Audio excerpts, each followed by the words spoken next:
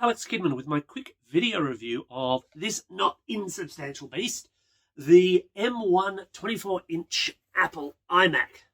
Just a little screen, you understand?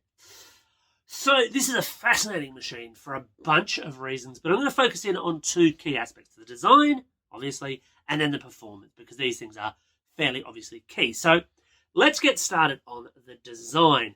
And this is a really interesting iMac because it's the first one in the M1 series that's really taken advantage of that M1 chip, of that system on a chip, Apple Silicon design, to do something different and new. The M1 Macbook Air and Pro and the Mac Mini, they're fine little machines, but they are very, very much built with the design language of the Intel models that came before them. You really can't say that about this particular desktop system. The obvious big thing, of course, is the color. So this is the blue model, for example. There's a range of 7 colors in the top-end spec. You only get 4 if you go for the cheaper iMac. And I can't entirely recommend that cheaper iMac. I'll get into why a little bit later. The other big thing with it, of course, is that it's super, super, super thin, which makes for a very stylish-looking device. This is something that I could totally see working quite well in a retail environment or anywhere where you wanted to present that kind of professional look. But it's also fun because of those colors. The colors really do pop. They stand out really, really nicely at the back. Although, again, there's a slight issue. So at the front, you've got this very nice 24-inch 4.5K display. Works beautifully, True Tone's nice, 500 nits of brightness, all good. Except that it's got this chin just under here. And the chin's a little bit odd. For a start, it gives it a really big bezel, and usually I only talk about bezels when I'm talking about mobile phones, but there's no doubt this becomes a big chin bezel on this particular display, a little bit distracting. Also, because this is just one single sheet of glass, when you get down to that chin, you get a faded, whiter kind of blue instead of the blue you get at the back. It's still the same tone, but it's very distinctly different, and I don't know why that is. It's not entirely clear if this chin is actually a painted-on effect or if that's metal with glass in front of it. I don't know, and I'm not going to break it just to find out. The design also, of course, incorporates the very classic issue that the iMac has, and it's still got it for this model, which is that all the ports live around the back. Now, back when iMacs were bigger and fatter, there was a lot more case to say, yeah, they really could be on the side, Apple. I can sort of get why they're not, but that doesn't actually make it easier to access them. Again, there's a point of difference between the higher spec and lower spec models. The lower spec models only get 2 ports at the back. The higher spec models get 4. I definitely opt for the higher spec model if you were looking at this particular system. Along with, of course, the new iMac, you also get new peripherals, and these are color matched to your iMac of choice. So these are the blue ones. By standard, you get the Magic Mouse and the Magic Keyboard. You can also optionally opt to upgrade to or include a color matched Magic Trackpad. The one thing you've got to be careful of with there is that these are not sold as separate items. So if you wanted a blue iMac and yellow peripherals, you'd actually have to buy 2 iMacs to do that. Not so keen on that. The other big new thing, of course, is that the keyboard, again, selected models, that cheap one doesn't get it, get Touch ID. Touch ID works beautifully, as well as it's ever worked on an Apple system. So unlocking and paying for things, it's all rather nice. I'll be honest, though, I'm not the biggest fan of Apple's peripherals, and I haven't been for the longest time. They're perfectly stylish, they look great in a store, they look great on a desk, but they're not the best typing experience. Honestly, if you're going into an iMac as a productivity machine, I would match it up with a really nice mechanical keyboard and a wireless mouse. Your own usage may differ, but I think you can probably, or should probably, do a little better than this on a desktop system, because this feels like a laptop keyboard, because it is. So what about performance? Well, this is where it gets really interesting. Apple is using the M1 chip. That's the one that you also find on the M1 MacBook Air, the M1 MacBook Pro, and the M1 Mac Mini to date.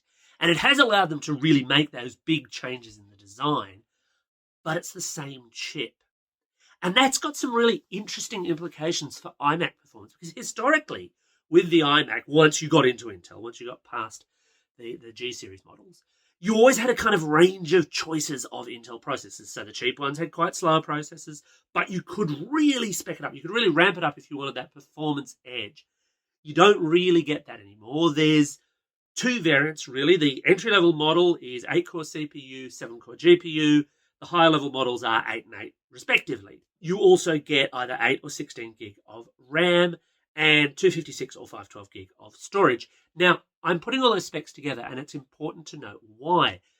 M1 is a system on a chip, and what that means is that everything is in the silicon in the system. This is a completely non-upgradable iMac. And while Apple's been kind of traveling down that path for a while now, this is the first one where you really can't do much to it. I mean, I'm sure somebody will probably hack and work out ways to do it.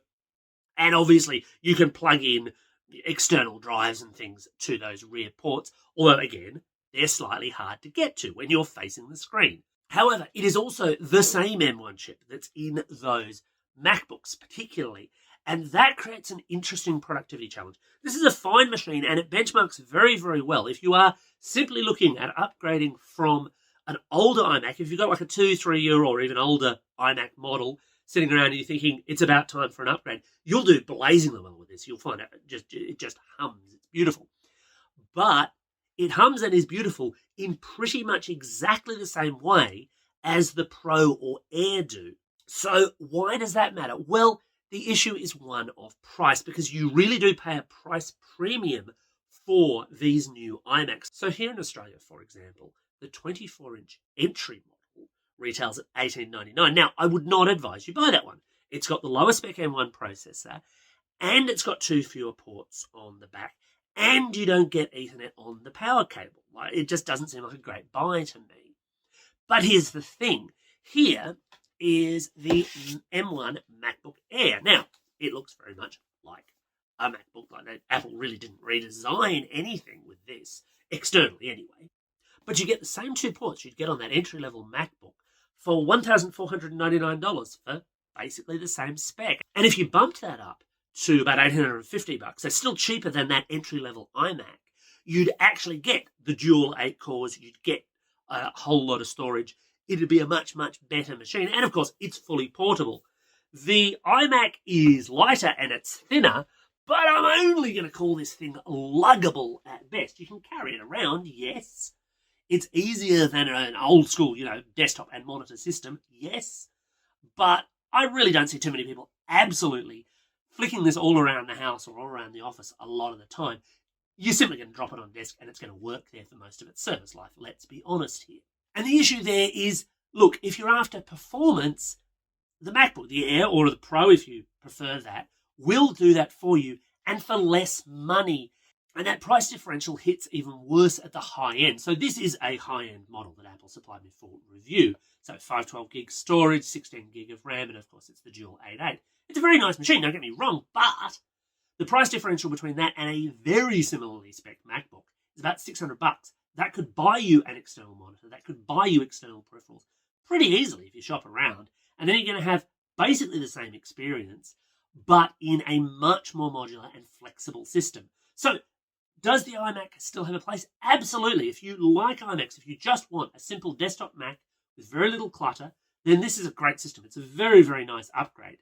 However, I do think most people should probably look at the MacBooks as being more flexible while still being more powerful. And Apple might want to consider whether or not the iMac is a better place for putting a much higher end M2, I guess, into the future. Anyway, that's my take on the M1 iMac.